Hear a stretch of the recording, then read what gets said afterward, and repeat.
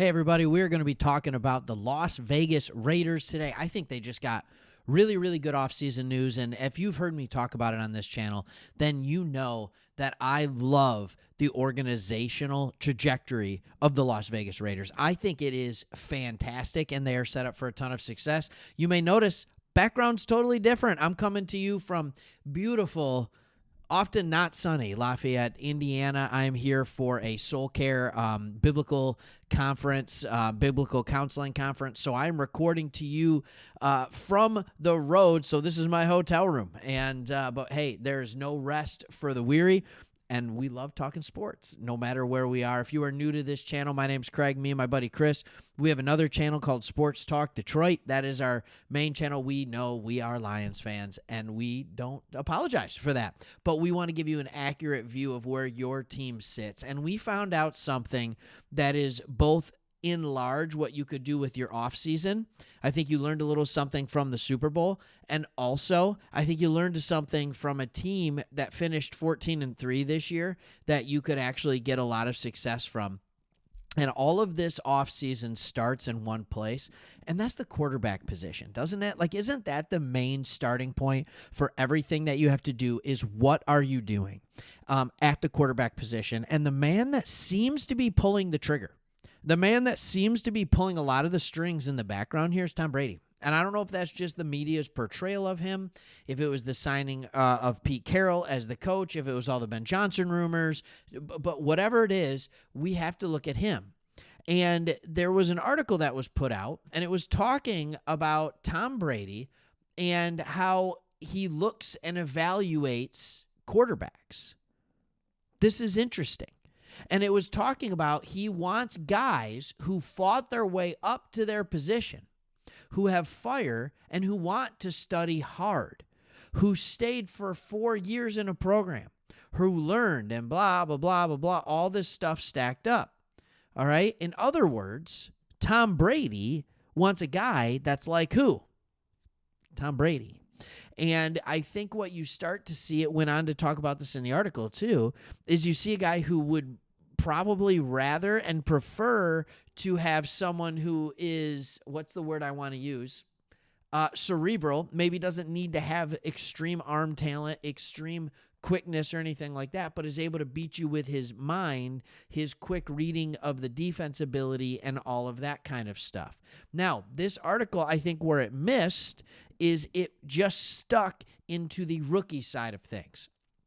Yes, you have Cam Ward, Shedeur Sanders, Jackson Dart, and Will Howard. And of those guys, I would say Shedeur Sanders is probably, believe it or not, the most cerebral one of them. I think because he's Deion's son, we think to him, oh, he's just a, he's a rich kid, or, he's a legacy kid and stuff like that. Well, the dude has put in work. There's no doubt about that. He understands it. But what this article is missing that I want to talk about is what that looks like when it goes into other quarterbacks around the league. Tom Brady, yes, put in his dues, but there are a lot of players who have put in their dues around the league that have worked hard that could be good in the future, or just were good this most recent year.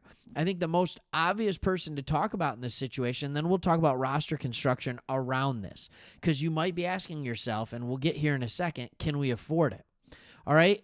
This was flat out said.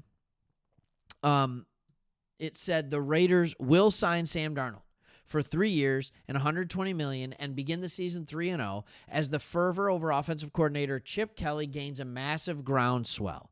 I'm sure you have a lot of questions. I do too. This is Orr.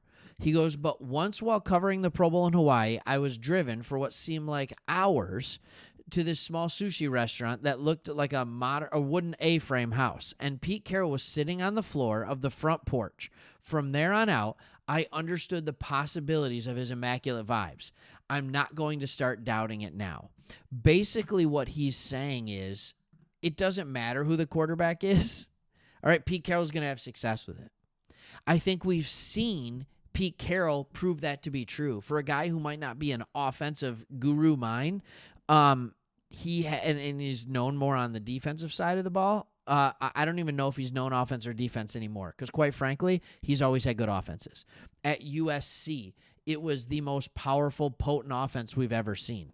And we saw it especially under Matt Leinart. When Matt Leinart was the quarterback, Palmer, Leinart, right? Like, did Leinart ever become anything in the NFL? Like, he was a great college quarterback. All right, yeah, sure, he had Reggie Bush. I understand there was a lot of talent on those teams, but those were some of the best offenses we've ever seen in college football. Then he goes to the Seattle Seahawks, and with a rookie, Russell Wilson, he has great success. And then he has good success with Geno Smith. How's Russell Wilson's success been since him and Pete Carroll separated, since he left and he went to Denver and then went to Pittsburgh, where everything seemed like it was going to be good at first, and then it wasn't? Look, Pete Carroll has proven that he can make quarterbacks successful. He will put them in positions to succeed, and he will hire the people around him that will help put the offense in a position to succeed. He will use the defense to put the offense in a position to succeed. So I do think that Sam Darnold makes the most sense. I'm going to spend 30 seconds, time me if you want, talking about another quarterback, and then we're going to get into why this strategy absolutely works for the Raiders of going and buying a quarterback who's good, not great, or even okay, not good, how Pete Carroll will take him to that next level, and then they can build around it. So 30 seconds on this other quarterback. All right, and the other quarterback is this dinkus right here. All right, it's Aaron Rodgers. All right, and yes, I said that. I've seen the documentary. I am not an Aaron Rodgers fan, and no, it's not because I've liked the Detroit Lions. All right, I am a huge Lions fan. I still loved Brett Favre. It's not because he played for the rival Packers. I actually dislike him more in his 2 years with the Jets. I think he can ruin a franchise very quickly. Those vibes don't mesh well, but the Raiders are the second favorite there. I don't suggest going in this direction, and you're going to hear it from me, and I won't back down from it. I would rather have Sam Darnold than Aaron Rodgers if I were the Raiders or any other team, quite frankly, in the NFL. And here's one of the reasons why on this. That spends about 40-ish% of your cap that you have remaining, but you don't just have cap room. You have draft picks like crazy.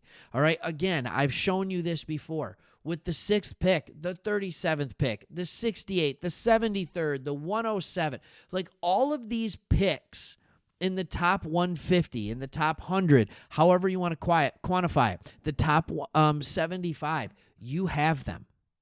And when you look at who would be available in those positions, all right, so you go get Sam Darnold, and then you can do one of a couple of things.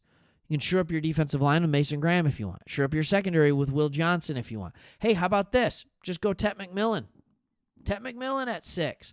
All right, and if you want to make Travis Hunter and you just draft him if he's still available, let him do whatever you want. Like, those are the kind of things you can do. You want to get a great running back? Fine, trade back. Get Ashton Genty. You want to solidify your offensive line? Get Kelvin Banks Jr. Like, there are so many good players in this first spot.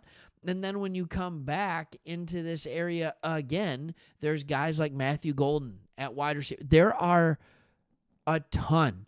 And then when you get later on into your picks, the 68, 73, this is the deepest both defensive line and running back draft we have seen in a very long time. So you can very quickly, with smart free agent signings, a buttload of draft picks, you can quickly build a roster around a good enough quarterback that can be very, very good for years to come. That would be my number one suggestion, and that's why I think the Raiders just got great offseason news, because they are now linked to Sam Darnold. They've been linked to Sam Darnold. They have been linked to, yes, Aaron Rodgers. They have been linked to these kind of guys that I think you could make very, very good. By the way, Justin Fields is out there, in case anybody's wondering. All right, thanks for watching. See you on the next one.